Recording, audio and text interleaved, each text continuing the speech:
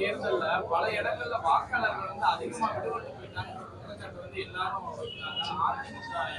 உண்மையிலே அது விடுபட்டு இருக்கு. பொதுவாக தேர்தல் ஆணையத்தினுடைய ஒரு இது என்ன மெத்தன போக்கு என்று சொல்வதா இல்லை என்னன்னு தெரியல.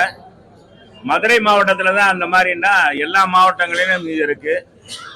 குறிப்பாக இது கடந்த காலங்கள்லாம் பார்த்தீங்கன்னா ஒவ்வொரு அரசியல் இயக்கங்களும் தங்களுடைய அந்த பூத்து சிலிப்புகள் வாக்கு சீட்டுடைய அடையாள எண்ணை அந்த வாக்காளர்களுக்கு கொடுப்பது வழக்கமானது.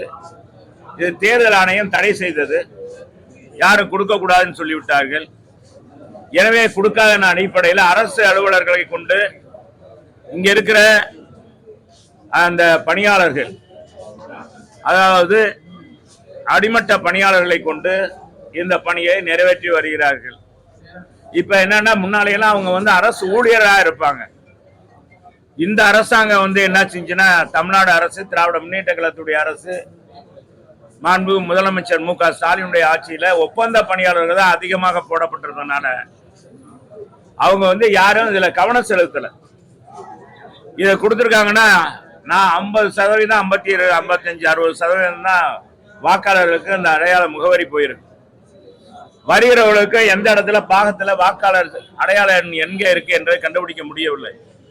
எனவே இதையெல்லாம் பார்க்கின்ற பொழுது தேர்தல் ஆணையம் மறுபரிசீலனை செய்யணும்.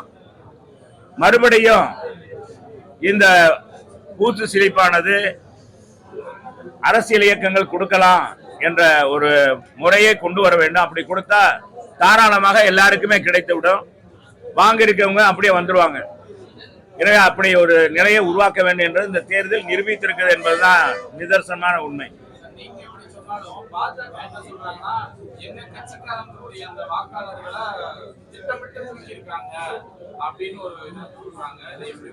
இந்த அதி புத்திசாலி இருக்காருல்ல, பேசுறாருல்ல, பேட்டி கொடுத்தாரு, அதி புத்திசாலி, ஐபிஎஸ் படிச்சவர், இது என்னைக்கு சொல்லி இருக்கணும்? எங்க வாக்காளர் சாபிதா தேர்தல் ஆணையம் கொடுத்து எங்களுக்கெல்லாம் 3-4 முறை கொடுத்துட்டாங்க. ஒரு வாரத்துக்கு முதல்ல கூட திருத்தப்பட்ட வாக்காளர் படிவம் கொடுத்தாங்க. அதை பார்த்திருக்கலாம். அது குறிப்பாக பாரதிய ஜனதாவுடைய வாக்காளர்கள் மட்டும் விடுபட்டிருக்காங்கன்னு சொன்னா இது எதையோ குறிக்கிறது. நாங்கெல்லாம் சொல்லி வந்ததுதான் அது குறிக்கிறது என்று நான் கருதுகிறேன்.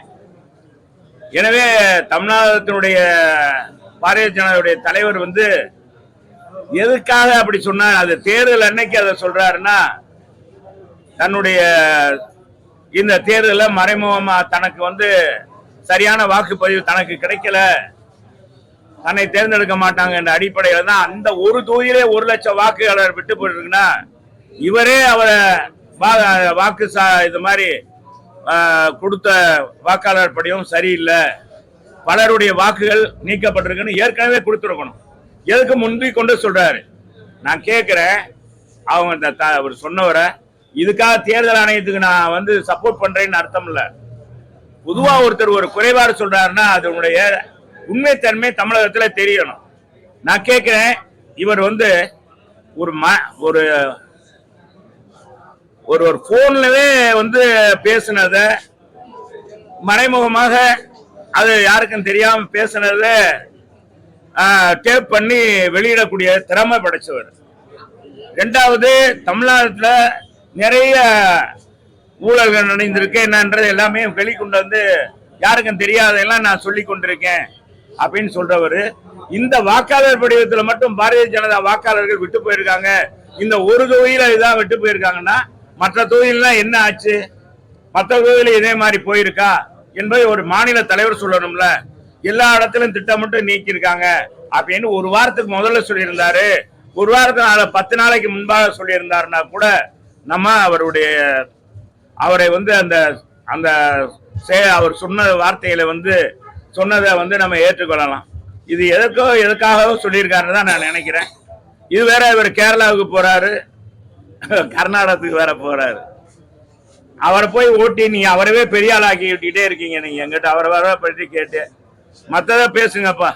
கருத்து கணிப்புகள் ஒரு பக்கம் இருந்தாலும் உங்களை மாதிரி மூத்த தலைவர், நீண்ட அரசியல் பயணத்தில் உள்ளவங்க, உங்களுக்கு தெரியும் ஒரு அளவுக்கு இந்த வட்டம் மோடி வர போறாரா, ராகுல் வர போறாரா?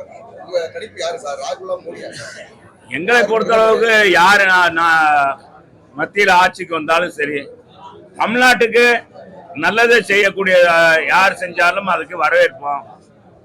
யார் செஞ்சாலும், அது ராகுலா இருந்தாலும் சரி, மோடியா இருந்தாலும், எங்க தமிழகத்துக்கு பாதகம் பண்ற முறையில யாரு ஆட்சி செய்தாலும் அதே அண்ணா திராவிட முன்னேற்ற கழகத்துடைய பொதுச் செயலாளர் ஏற்கனவே சொல்லியிருக்காரு. தமிழ்நாட்டை காப்போம், தமிழ்நாட்டின் உரிமையை மீட்போம், தமிழுடைய உரிமையை மீட்போம் சொல்லியிருக்காங்க. அதுக்காக நாங்க தொடர்ந்து குரல் கொடுத்துட்டு இருப்போம். இப்ப கடந்த நாடாளுமன்ற உறுப்பினர்கள் திமுக தேர்ந்தெடுக்கப்பட்ட போய் அமர்ந்த 39 நாடாளுமன்ற உறுப்பினர் மாதிரி எங்களுடைய நாடாளுமன்றம் இருக்க மாட்டாங்க. சரியா?